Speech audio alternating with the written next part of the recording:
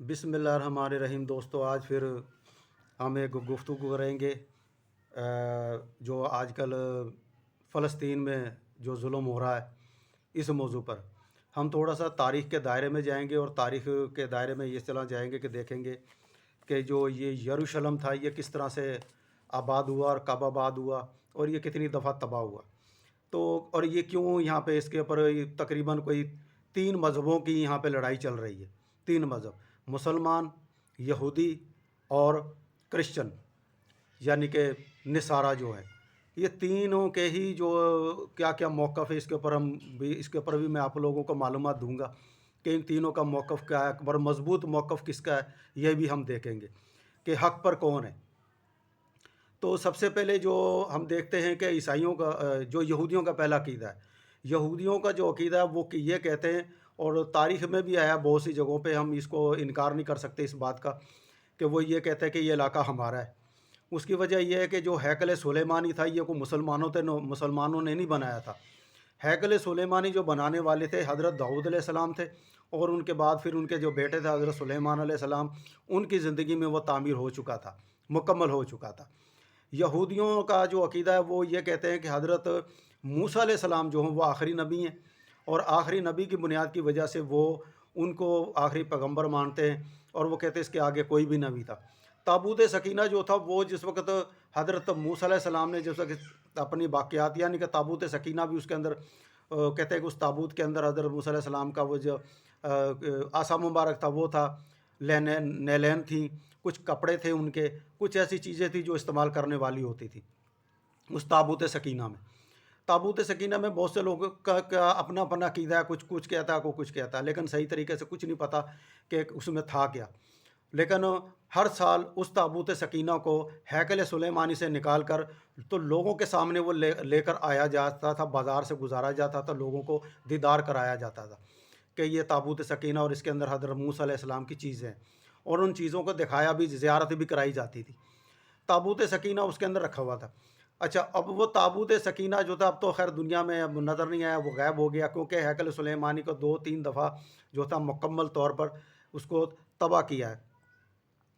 तो तबाह करने में ये कि सबसे पहले मुकम्मल तौर पर तबाह किया। यरूशलेम का नाम कुरान में तो यरूशलेम का जो है ज़िक्र नहीं आया है, यानी कि कुरान के अंदर यरूशलेम का कहीं भी ज़िक्र नहीं आया। उसके बाद यरूशलेम अपनी 4000 तारीख़ में 2 दफ़ा मुकम्मल तौर पर तबाह हुआ। 44 मरतबा इस पर कब्ज़ा हुआ कौम का। पहली दफ़ा इस शहर को हज़रत दाऊद अलैहिस्सलाम ने तामीर किया और हज़रत सुलेमान अलैहिस्सलाम ने मुकम्मल किया। हैकल सुलेमानी को 7 साल में मुकम्मल हुआ, और फिर 587 कबल मसीह में बाबल का बादशाह बख्त नसर ने हैकल सुलेमानी को मुकम्मल तौर पर तबाह कर दिया था। मुकम्मल तौर पे हैकल सुलेमानी को, यानी कि जो बख्त नसर था, बाबल का बादशाह था, वो बाबल का बादशाह, उसने ये इराक़ को कहा जाता है, बाबल का इराक़ का बादशाह था, उसने इसकी ईंट से ईंट बजा दी और वो सारा मुकम्मल तौर पे उसको तबाह कर दिया। और वो जो हैकल सुलेमानी था उस दौरान वो गायब हो गया था। वो यानी कि वो उठा के ले गए, या उसका क्या बना, वो तोड़ दिया या क्या बना, इसका कुछ नहीं पता लगा आज तक। फिर ईरान का बादशाह साइरस, उसने 517 कबल मसीह में यहूदियों को फिर से इजाज़त दे दी बनाने की। उन्होंने फिर बना लिया इसको, हैकल सुलेमानी को। उसके बाद फिर यहूदियों ने 70 कबल मसीह के ज़माने में, यहूदियों ने 70 कबल मसीह के ज़माने में रोम का एक बादशाह था टाइटस, उसके साथ उन्होंने बगावत करी। टाइटस को गुस्सा आया, उसने फिर हैकल सुलेमानी को तहस नहस करके रख दिया, वो तबाह हो गया। तो इस तरह से यहूदियों के हाथों से ये मुकम्मल, यहूदी भी कत्ल होते रहे। ये नहीं है कि यहूदियों के हाथों तकरीबन बताया जाता है कि टाइटस बादशाह के हाथों तकरीबन 1.5 लाख उस वक़्त यहूदी मारे गए थे, तारीख़ में ये बताया जाता है। उसके बाद फिर ये इसको तामीर ये होता रहा। फिर हज़रत उमर के दौर में इसको तामीर किया गया। जिस वक़्त हज़रत उमर ने इसको फ़तह किया फ़लस्तीन को, तो फ़लस्तीन को जो फ़तह किया तो फिर ये इस जो बैतुल मुक़द्दस को दोबारा फिर तामीर किया। उसके बाद एक अब्दुल बिन मरवान है, उसने मस्जिद अक्सा जो थी, वो जो एक मस्जिद अक्सा है और एक मस्जिद कुबा है, 2 मस्जिदें हैं यहाँ पर। हम गलत फहमी खा जाते हैं 2 मस्जिदों से।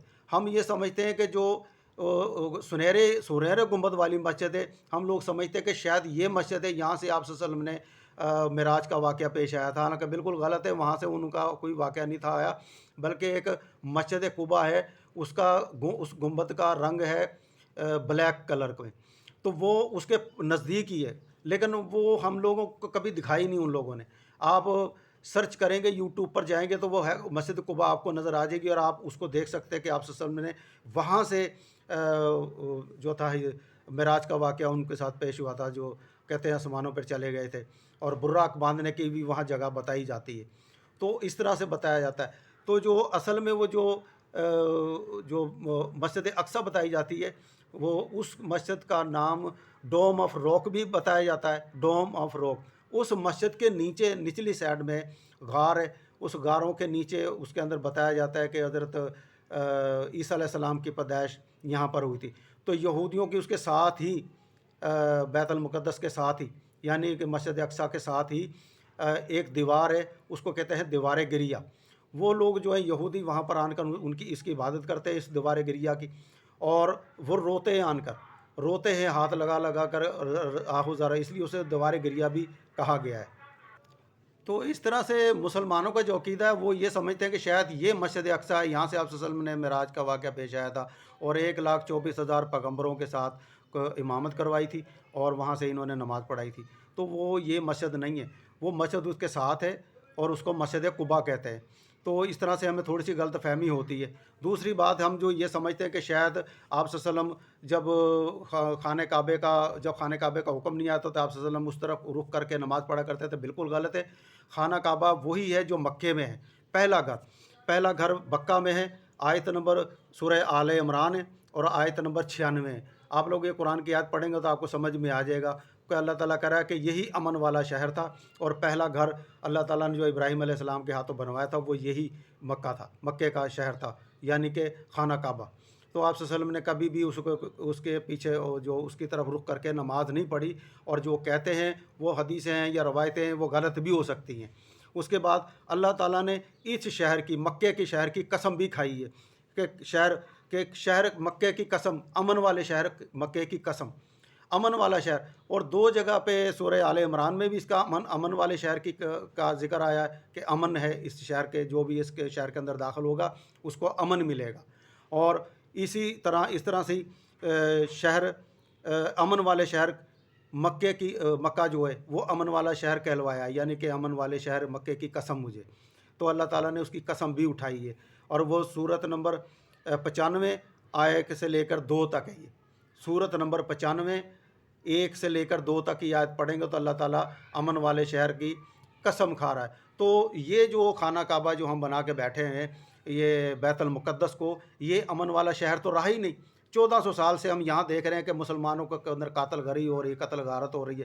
چلو مسلمانوں کے ساتھ نہیں، تو اس فلسطین میں یا یروشلم میں تو یہودیوں کا بھی قتل ہوتا رہا ہے، یہودی بھی قتل ہوتے رہے، اور 1.5 لاکھ یہودیوں کا قتل ہوتا رہا ہے. یہاں پہ یہ پھر امن والا کس طرح سے پھر یہ مکہ ہو گیا؟ تو مکہ جو ہے وہ جو پہلا اللہ تعالیٰ کا جو شہر ہے وہ یہی ہے، خانہ کعبہ مکہ، جس کی اللہ تعالیٰ قسم کھا رہا ہے. تو اس میں تو کبھی امن ہوا نہیں، اور آج تک وہی اس کا تنازع چلا ہی آ رہا ہے، اور یہ تنازع کبھی بھی ختم نہیں ہوگا اس کا کبھی بھی تنازع، آئے دن کچھ نہ کچھ. اور اب مسلمان تو مار کھائیں گے، کیونکہ امریکہ اور بڑے بڑے ممالک جو ہیں وہ اسرائیل کی سپورٹ کر رہے ہیں، اور اسرائیل جو ہے اس وقت دنیا کے اوپر، پوری دنیا کے اوپر چھایا ہوا ہے. ہم چند مٹھی برس، یعنی کہ 57 ملک ہیں ہمارے مسلمانوں کو، تو ہم تو آپس میں پھٹے بیٹھے، تو ہم کس طرح سے اسرائیل کا مقابلہ کریں گے؟ ایک چھوٹا سا وہ ملک ہے اسرائیل، انگلی کے ایک برابر، ایک انگلی ہے جتنی ہماری، اتنا لمبے سے قد کے وہ ایک ہیں، وہ اسرائیل کے ملک والے. لیکن انہوں نے پوری دنیا کو وقت ڈالا ہوا ہے. ہم لوگ اس کو قابو نہیں کر سکتے.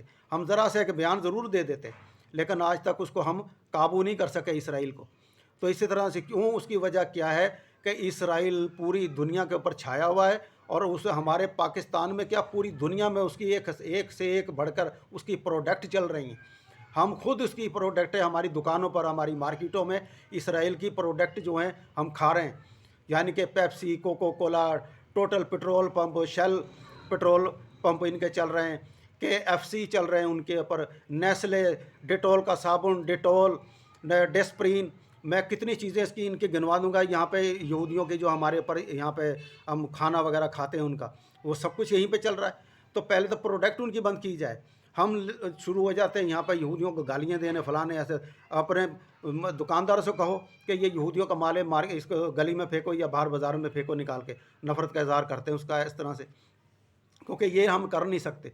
बढ़ के मार लेते हैं। तो इस तरह से बढ़ के मारना ये नहीं है, या तो साबित कदम उठाएं कि आज ये नहीं है तो या हम नहीं हैं, क्योंकि हमें पता है कि ये झगड़ा ख़त्म कभी नहीं होगा। और 1400 साल से इसकी, 1400 साल से भी क्या, ये 4000 साल से इसका झगड़ा चला आ रहा है, 4000 साल से। और कभी यहूदी मार रहे हैं, कभी यहूदी मर रहे हैं, कभी हिटलर ने यहूदियों को कत्ल कर दिया था, कभी किसी ने मार दिया उसको, कभी अब मुसलमानों का कत्लेआम हो रहा है, लेकिन मुसलमान यहूदियों को भी मारते। इस तरह से ये सिलसिला कभी भी ख़त्म नहीं होगा। और हो सकता है किसी दिन इसी शहर की वजह से आलमी जंग छिड़ जाए और फिर यह पूरा इलाका तहस नहस हो जाए। तो इस तरह से मैं अपनी वीडियो ख़त्म करता हूँ, क्योंकि वीडियो मेरी लंबी हो गई है और कुछ वीडियो हो सकता है आप सुन ना पाएँ, क्योंकि वो सी ऐसी वीडियो जो मैं यूट्यूब पे भी चढ़ाता हूँ या स्नैक वीडियो पे चढ़ाता हूँ, तो वो वीडियो जो है बीच में से कट जाती हैं। जितनी भी चढ़ती है इतना ही आप लोग इससे मेरी वीडियो से फ़ायदा उठाएं और मालूमात लें। तो मेरी वीडियो अच्छी लगे तो दूसरों की तरफ सपोर्ट भी कीजिएगा और लाइक भी करना।